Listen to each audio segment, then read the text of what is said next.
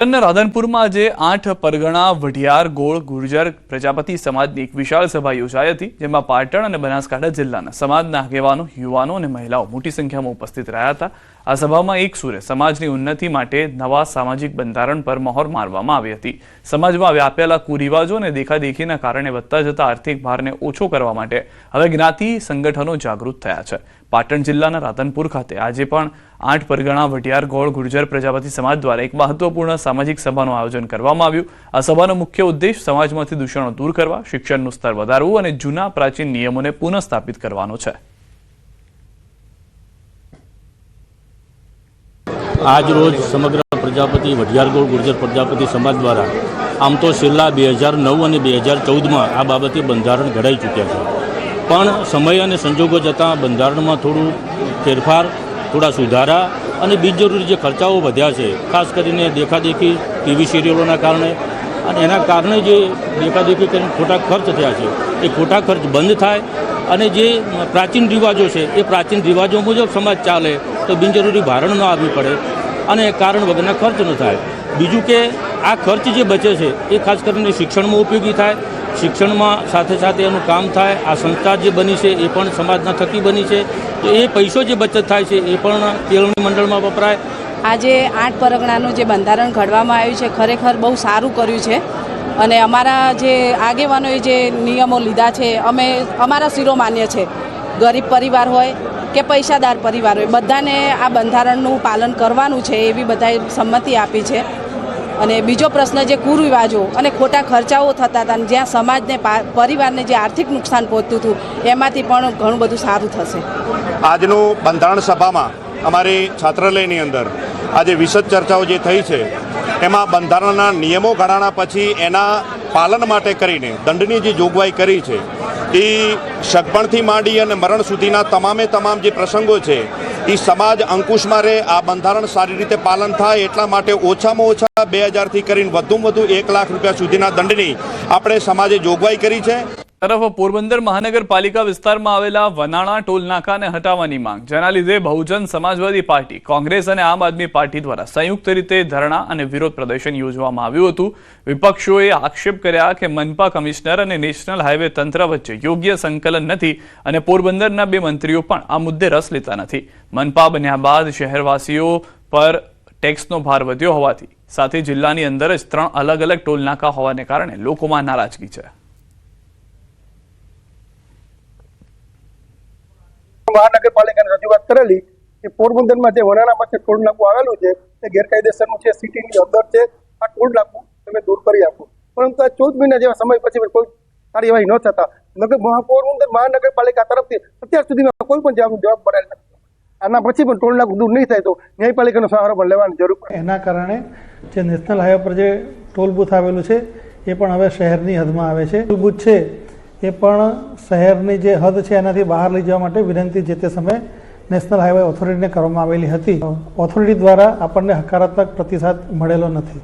Development plan બન્યા બાદ TP સ્કીમો જ્યારે અમલમાં આવશે ત્યારે જે નેશનલ હાઈવે છે એને પેરેલલ આપણે સર્વિસ રોડ બનાવવામાં આવશે, એના કારણે જે લોકોને ટોલ ફ્રી રસ્તો મળશે। અને દમણમાં ફરી એકવાર કાયદો વ્યવસ્થાને પડકાર આપતી ધાડની મોટી ઘટના જોવા મળી છે। ધાડની આ મોટી ઘટનાના દ્રશ્યો આપ જુઓ। દમણના સોમનાથ વિસ્તારમાં બાલાજી ઇન્ડસ્ટ્રીયલ એસ્ટેટમાં આવેલી કોપર વાયર બનાવતી 2 કંપનીઓમાં ધાડ પાડવામાં આવી છે। ટોળકી ટેમ્પો સાથે સંપૂર્ણ તૈયારીમાં પહોંચી હતી। તે સમયે કંપનીમાં કામ કરી રહેલા 5 કામદારોને બંધક બનાવી રૂમમાં કેદ કર્યા અને 5600 કિલો કોપરના વાયરની ચોરી કરી, જેની કિંમત આશરે 76 લાખ રૂપિયા છે। લૂંટ કર્યા બાદ આરોપીઓએ પોતાની ઓળખ છુપાવવા માટે કંપનીમાં લગાવેલા તમામ સીસીટીવી કેમેરાને તોડી ફરાર થઈ ગયા હતા। ઘટનાની જાણ થતાં જ દમણ પોલીસ ઘટના સ્થળે પહોંચી આસપાસના વિસ્તારોના સીસીટીવી ફૂટેજ દ્વારા ટોળકી સુધી પહોંચવાની કામગીરી ચાલી રહી છે।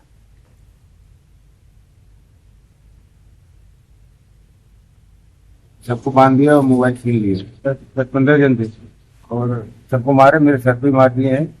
मेरे तंजूर से 40,000 ले गए और प्लस ऊपर वाले की 5 टन मार लेके दे गए। ક્રિકેટનો જુવાળ જોવા મળી રહ્યો છે, તેમજ નાના શહેરોમાં પણ ક્રિકેટને એક મજબૂત કેરિયર તરીકે સ્વીકારવામાં આવી રહી છે। અરવલ્લી જિલ્લા ક્રિકેટ એસોસિએશન દ્વારા મોડાસા ખાતે અંડર 14, અંડર 16, અંડર 19 અને અંડર 23 કેટેગરી માટે ઓપન ટ્રાયલનું આયોજન કરવામાં આવ્યું હતું। ટ્રાયલ્સમાં મોટી સંખ્યામાં યુવા ખેલાડીઓએ ભાગ લીધો હતો અને ગુજરાત રણજી ખેલાડી ક્ષિતિજ પટેલ ખાસ હાજર રહીને ખેલાડીઓને માર્ગદર્શન આપતા હતા. ખાસ વાત એ રહી કે માત્ર 6 વર્ષની એક બાળકી પણ ટ્રાયલ આપવા પહોંચી હતી, જેણે સૌનું ધ્યાન ખેંચ્યું હતું. મહિલાઓ દ્વારા ક્રિકેટ વર્લ્ડ કપ જીત્યા બાદ દીકરીઓમાં ક્રિકેટ પ્રત્યેનો ઉત્સાહ વધ્યો છે. આ ટ્રાયલ્સમાંથી અરવલ્લી જિલ્લાની એક ટીમ બનાવી અને એ ટીમ બીજા જિલ્લાઓ સામે રમાડવામાં આવશે. અને આ ટ્રાયલનો મોટો એ જ છે કે જિલ્લામાં ક્રિકેટ અવેરનેસ આવે. અહીંયા દીકરીઓ 10 થી 15 દીકરીઓ ક્રિકેટ કોચિંગ લઈ રહી છે. એમાં 5 થી 6 દીકરીઓ એવી છે કે એજ નાની છે પણ બહુ સારું ક્રિકેટ કોચિંગ એમની અંદર બોડીમાં આવી રહ્યું છે. સુપર 8 મુકાબલો સાઉથ આફ્રિકા સામે જીતવા માટે ટીમ ઉતરશે આજે મેદાને. અમદાવાદમાં નરેન્દ્ર મોદી સ્ટેડિયમમાં મેચ રમાવાની છે અને અભિષેક શર્મા પર સૌની નજર રહેલી છે. ટૂંક સમયમાં જ મેચ શરૂ થવા જઈ રહી છે અને એ પહેલા જ જમાવડો છે લોકોનો એ સ્ટેડિયમ બહાર પણ જોવા મળી રહ્યો છે. મોટી સંખ્યામાં ભારતીય ક્રિકેટ ટીમના સમર્થકો ત્યાં આગળ પહોંચી ચૂક્યા છે. વધુ માહિતી ન્યૂઝ 18 સંવાદદાતા મૌલિક અમરસે જોડાઈ ગયા છે કે જેઓ ગ્રાઉન્ડ ઝીરો પર છે. મૌલિક, જે રીતનો ઉત્સાહ છે સુપર 8 નો પહેલો મુકાબલો ને એ પણ ટક્કરની ટીમ સામે છે, કઈ રીતનો ઉત્સાહ, કઈ રીતનું આયોજન જોવા મળી રહ્યું છે?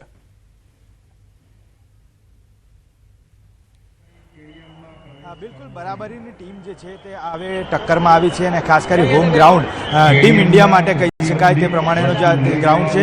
અત્યારે હાલ વાત કરું તો જે રીતે એન્ટ્રી જે છે તે પોલીસની દ્વારા એન્ટ્રી જે છે તે પબ્લિકને આપી દેવામાં આવી રહી છે અને લાખોની સંખ્યામાં જે સ્ટેડિયમમાં ક્રિકેટના ચાહકો જે છે તે અત્યારે અંદર પ્રવેશ મેળવી રહ્યા છે. બરાબર 7 વાગે આ મુકાબલો જે છે તે શરૂ થશે. સાઉથ આફ્રિકા અને ટીમ ઇન્ડિયા વચ્ચે બરાબરીનો જંગ જામશે. હવે જોવાનું એ રહ્યું કે ત્યાં આગળ જીતમાં રસાકસી જે રીતે થાય છે તેમાં કોણ જીત હાંસલ કરે છે. પરંતુ મહત્વની વાત છે કે અત્યારે હાલ પોલીસની વાત કરીએ તો પોલીસ છાવણીથી ફેરવાઈ ગયું હોય તે પ્રકારના દ્રશ્યો સ્ટેડિયમથી જોવા મળી રહ્યા છે. સાથે સાથે સ્ટેડિયમની બહાર અનેક ક્રિકેટ રસિકો જે છે તે ક્રિકેટ રસિકો પણ પહોંચી રહ્યા છે અને ટીમ ઇન્ડિયાને સપોર્ટ કરવા માટે અત્યારે હાલ તેઓ પહોંચી રહ્યા હોય તે પ્રકારના દ્રશ્યો છે. કેટલાક ક્રિકેટ રસિકો જે છે તેમની સાથે વાતચીત કરવાનો પ્રયત્ન કરીશું કે તેઓ શું કહી રહ્યા છે. વડીલ, આજે ટીમ ઇન્ડિયા અને સાઉથ આફ્રિકાની મેચ છે, આપ સપોર્ટ કરવા માટે આવ્યા છે, શું કહેશો? અરે આજે તો ઇન્ડિયા જીતવાની છે. સાઉથ આફ્રિકાને તો એ લોકોની વાટ લગાડી દેવાના છે. ઇન્ડિયા એટલી જોરદાર રમશે કે કોઈ કલ્પનાની બહાર. અને India is going to win the final. Come here. India is going to win. Who is going to win the finals? India is going to win the finals. Come here, come here. જે રીતે લોકો જે કહી રહ્યા છે, cricket રસિકો કહી રહ્યા છે કે ઇન્ડિયા જે છે તે ખૂબ જ સારું પ્રદર્શન પરફોર્મન્સ કરશે. અનેક લોકો જે છે તે અહીંયાથી હવે માત્ર અંદર જઈ રહ્યા છે. બરાબર 7 વાગે જે છે તે પરફોર્મન્સની શરૂઆત થશે. પહેલો મુકાબલો છે ક્રિકેટની અંદર. ખાસ કરી બંને ટીમો જે છે તે બંને ટીમો ટીમ ઇન્ડિયા હોય કે સાઉથ આફ્રિકા, આ મેચની અંદર જે ક્રિકેટ સ્ટેડિયમ છે તેનો એવો ખાસો એવો અનુભવ છે. અનેક વખત બંને ટીમો જે છે તે આ સ્ટેડિયમ ખાતે રમી ચૂકી છે. હવે જોવાનું એ છે કે કોણ ટોસ જીતે છે. ટોસ જીત્યા બાદ પ્રથમ બેટિંગ પસંદ કરે છે કે બોલિંગ, અને ત્યારબાદ પરિણામ જે છે એ શું આવે છે. આભાર મૌલિક, સમગ્ર માહિતી બદલ. ટૂંક સમયમાં મેચની શરૂઆત થવા જઈ રહી છે. પોલીસ બંદોબસ્ત અને ટીમને સપોર્ટ કરવા માટે ઇન્ડિયન ફેન્સ જે છે તે મોટી સંખ્યામાં પહોંચી ચૂક્યા છે. વીર માંધાતા કોળી સમાજ સંગઠને સર્વજ્ઞાતિ સમૂહ લગ્નનું આયોજન કર્યું હતું, જેમાં 151 દંપતીઓ પ્રભુતામાં પગલાં પાડ્યા હતા. આ સમૂહ લગ્નમાં આમ આદમી પાર્ટીના રાષ્ટ્રીય સંયોજક અરવિંદ કેજરીવાલ અને પંજાબના મુખ્યમંત્રી ભગવંત માન ઉપસ્થિત રહ્યા. વીર માંધાતા કોળી સમાજ સંગઠન મુજબ ગુજરાત દ્વારા આ 12મો સમૂહ લગ્ન આયોજન કરાયું છે. ઈસુદાન ગઢવી, ગોપાલ ઇટાલિયા અને આપના હોદ્દેદારો પણ ઉપસ્થિત રહ્યા. સુરતમાં કાયદો અને વ્યવસ્થાને પડકારતી લૂંટ અને હુમલાની ચોંકાવનારી ઘટના. 3 શખ્સોએ 2 મિત્રો પર જીવલેણ હુમલો કરી લૂંટ કરી ફરાર થયા. જોકે પોલીસને ગણતરીની કલાકોમાં જ 3 આરોપીઓને ઝડપી પાડવામાં સફળતા મળી. હનુમાન મંદિર નજીક મિત સિંગાળા અને તેમના મિત્ર કેયુર સિદ્ધપરા બેઠા હતા. ત્યારે એક સ્કોર્પિયો કારમાં પ્રિન્સ ભેડા, ઉદીપ ભેડા અને યશપાલ મેસુરભાઈ હડિયા ત્યાં આવી પહોંચ્યા. આરોપીઓએ અચાનક પૈસાની માંગણી કરી. ફરિયાદીએ ઇનકાર કરતા 3 ઉશ્કેરાઈ ગયા અને લાકડી ધોકા વડે બંને યુવકો પર તૂટી પડ્યા. હુમલામાં મિતના માથાના ભાગે ગંભીર ઇજા પહોંચી અને તેઓ લોહી લુહાણ થઈ ગયા. પોલીસે ગણતરીની કલાકોમાં જ આરોપીઓને ઝડપી પાડ્યા છે અને વધુ પૂછપરછ હાથ ધરી છે.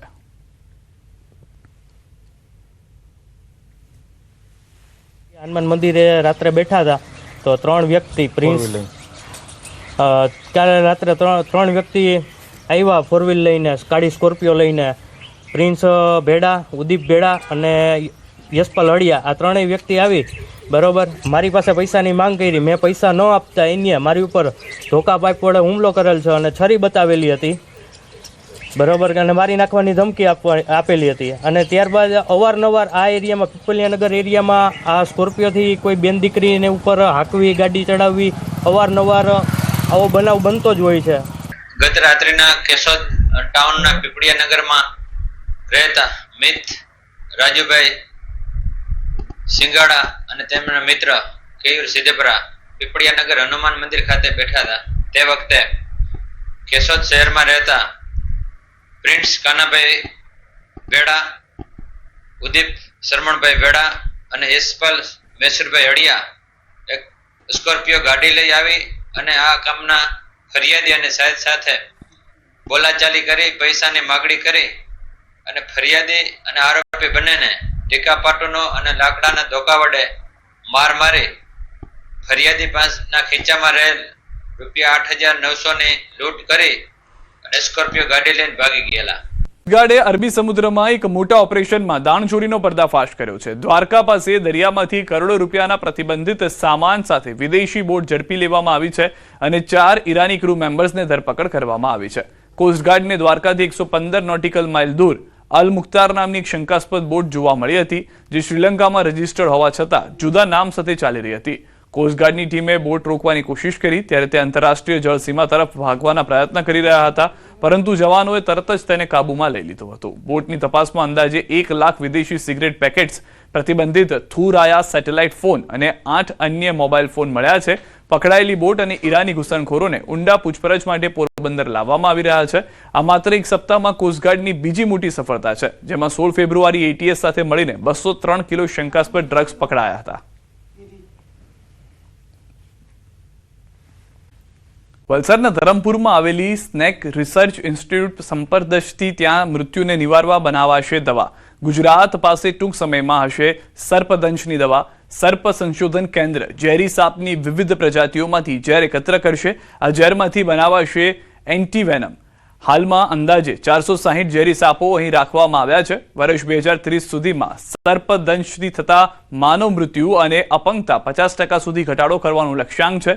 ગુજરાતની સ્નેક રિસર્ચ ઇન્સ્ટિટ્યૂટનું આ લક્ષ્ય હાંસલ કરવા તરફનું મહત્વપૂર્ણ પગલું છે. અત્યાર સુધીમાં લગભગ 300થી વધુ સ્થાનિક સાપ રેસ્ક્યુઅર્સ અને 23 જિલ્લાઓમાં 1495થી વધુ ડોક્ટર્સ અને મેડિકલ ઓફિસર્સને સર્પદંશ વ્યવસ્થાપન અંગે તાલીમ આપવામાં આવી છે. ભારતમાં સર્પદંશ માનવ મૃત્યુ અટકાવવા માટે રાષ્ટ્રીય કાર્યયોજના જાહેર કરવાનો વિશ્વનો પ્રથમ દેશ બનવા જઈ રહ્યો છે.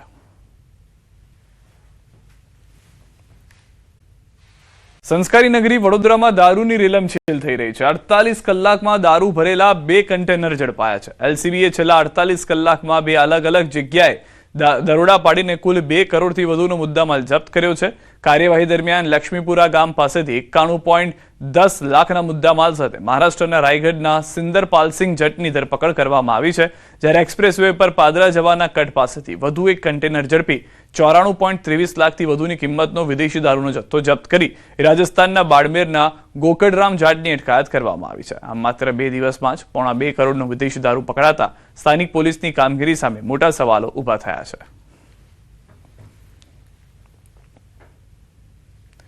મહેફિલ માણતા 5 તબીબો ઝડપાયા છે. તરસમિયા માલણકા રોડ નજીકની ઘટના છે. શહેરના નામાંકિત ડોક્ટરના ભાઈના લગ્નમાં દારૂની મહેફિલ. પોલીસે બાતમીના આધારે કાર્યવાહી કરી દારૂની મહેફિલ માણતા 5ને ઝડપી પાડ્યા. પીધેલા તબીબોને છોડાવવા માટે પંથકના રાજકીય નેતા સહિત અનેક ભલામણો પોલીસે તબીબોને બચાવવાનો પ્રયાસ કર્યાનો આક્ષેપ. માવજી દેસાઈએ સીએમને લખ્યો છે પત્ર. પત્રમાં બટેકા પકવતા ખેડૂતો માટે સહાય આપવાની માંગ કરાઈ છે. બમ્પર ઉત્પાદન અને યોગ્ય ભાવ ન મળતા ખેડૂતોની આર્થિક સ્થિતિ કથળી હોવાનો દાવો કર્યો છે. આવકની સાથે બટેકા બિયારણ, મજૂરી અને કોલ્ડ સ્ટોરેજના ભાડાનો ખર્ચ વધુ હોવાનું ટાંક્યું છે. જિલ્લામાં 64,948 હેક્ટર જમીનમાં થયું હતું બટેકાનું વાવેતર. ખેડૂતોને બટેકાના વાવેતરમાં વીઘાએ અંદાજે 25,000 થી 30,000ના નુકસાનનો દાવો છે. માવજીભાઈ દેસાઈએ ખેડૂતોને સબસિડી અથવા સીધા ખાતામાં સહાય આપવાની માંગ કરી છે.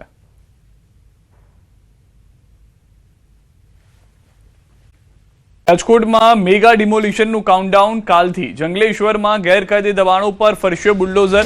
બુલડોઝર ગર્જના પહેલાના ડ્રોન દ્રશ્યો સામે આવ્યા છે. મેગા ડિમોલિશન પહેલા અસરગ્રસ્તોનું દર્દ પણ છલકાયું છે. ઘર છોડ્યા હોવાને લઈને દુઃખ જોવા મળી રહ્યું છે.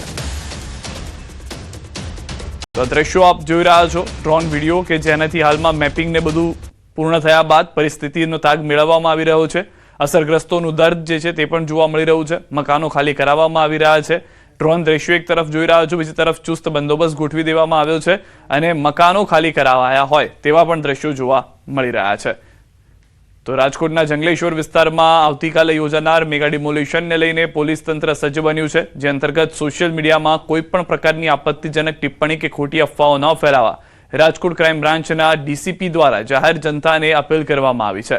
આ મામલે રાજકોટ પોલીસની સાયબર ક્રાઇમ ટીમ દ્વારા સતત મોનિટરિંગ કરવામાં આવશે અને જો કોઈ વ્યક્તિ અફવા ફેલાવતા ઝડપાશે તો તેની સામે કડક કાયદેસરની કાર્યવાહી કરવામાં આવશે.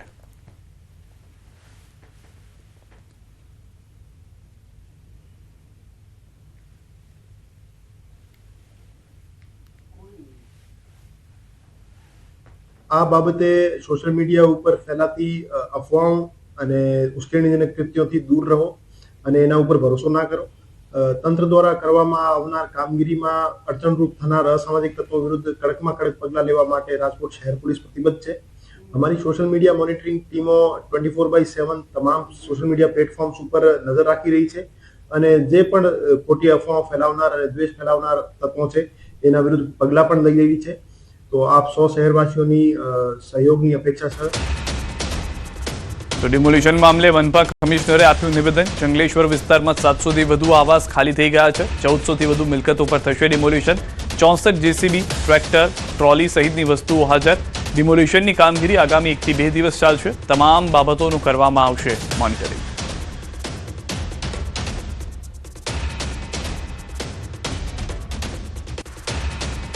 जंगलेश्वर विस्तार में जो रिवर बेड और टीपी के रोड का जो अभी एंक्रोचमेंट रिमूवल चल रहा है उस पर 700 प्लस आवास ऑलरेडी आज के स्टेज में खाली हो चुके हैं. तो 50% से ज़्यादा हमने मशीनरी दिया, लोगों को समझाया, तो हो रहा है. उस पर हम कल से डिमोलिशन शुरू कर रहे हैं अच्छे से सुबह से. और बाय एंड लार्ज ये 2 दिन से जो ऑपरेशन चल रहा है हमें अच्छा उसमें रिजल्ट मिल रहा है. તો રાજકોટથી સમાચાર. જંગલેશ્વરમાં ડિમોલિશનનો મામલો લોકોએ સ્વેચ્છાએ જ કરી રહ્યા છે ડિમોલિશન. બાપુનગર સ્મશાન પાસે આવેલા ગેરેજનું ડિમોલિશન ગેરેજ માલિક દ્વારા જ કરાયું ડિમોલિશન. કુલ 1400 થી પણ વધુ મિલકતો પર ફરવાનું છે બુલડોઝર. અત્યાર સુધીમાં કુલ 7 મિલકતો ખાલી થઈ ચૂકી છે.